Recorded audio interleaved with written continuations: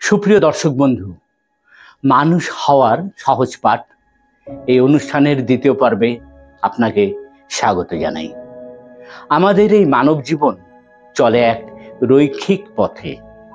আমরা মায়ের কোলে এই পৃথিবীতে আসি, তারপর শৈশব থেকে কৈশোর, কৈশোর থেকে যৌবন, যৌবন থেকে বার্ধক্যের অভিমুখে আমাদের সকলের যাত্রা। তারপর কালের নিয়ম মেনে, সময়ের নিয়ম মেনে আমরা একদিন পৌঁছে যাই মৃত্যুর শান্ত শীতল কোলে। শুধু মানব শিশু নয়, এই ধরিত্রীর সকল প্রাণীর ক্ষেত্রে এই একই ধারা নিত্য বহমান। মৃত্যুর পর আমরা কোথায় যাই, আদৌ কোথায় যাই কিনা বা যাওয়া সম্ভব কিনা তা আমাদের স্পষ্টভাবে জানা নেই।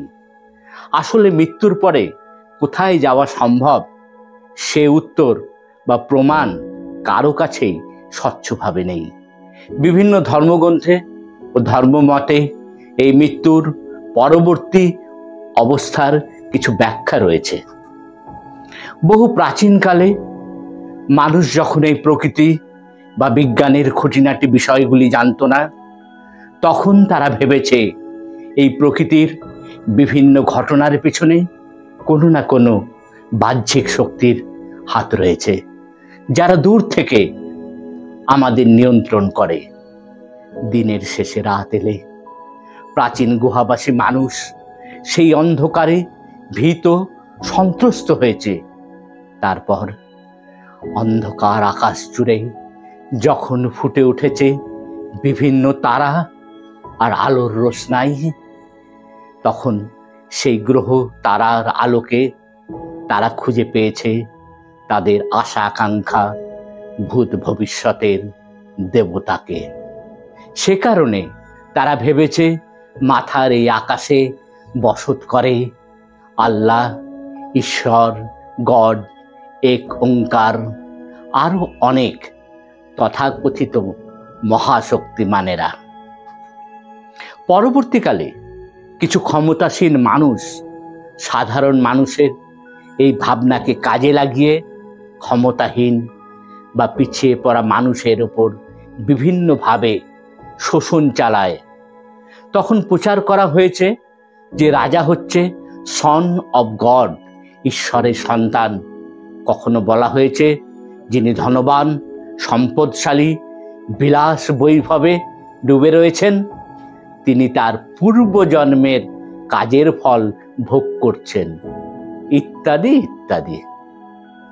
যাই হোক, জন্ম থেকে মৃত্যু এই যে ধারা, এটুকুই আমাদের কাছে সঠিক তথ্য প্রমাণ নিয়ে উপস্থিত।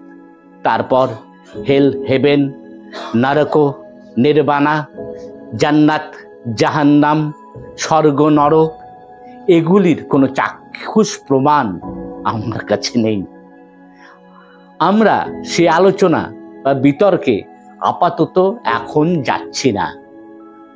আমাদের মানুষ গড়ার সহজ পাঠ এখন সীমাবদ্ধ থাকবে আমাদের এই পার্থিব জীবন নেই। শারীরিক চাহিদা কি কি রয়েছে, কি কি মানসিক চাহিদা রয়েছে, শিক্ষক, শিক্ষিকা, মা, বাবা, অভিভাবক তাদের ছাত্রছাত্রী ও সন্তানের কোন চাহিদা কিভাবে বুঝবেন বা মেটাবেন, এসব বিভিন্ন বিষয় নিয়ে আমরা পরবর্তী অধ্যায়ে বা এপিসোডে বিস্তারিত আলোচনা করব।